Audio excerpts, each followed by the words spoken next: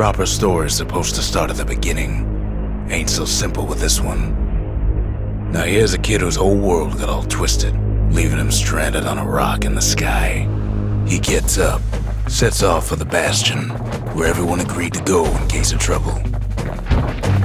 Ground forms up under his feet as if pointing away.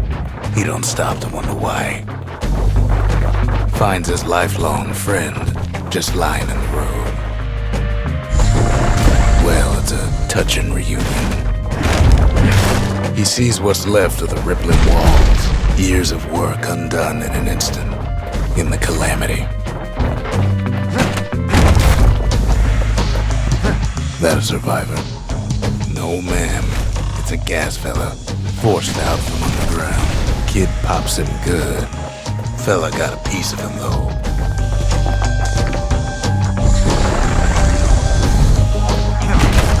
Gotta hold her still to spin up the chamber.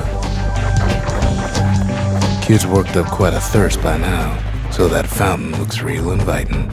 Sometimes you just need a drink. A school of squirts tunnels up around them. Must have fled here from the mines.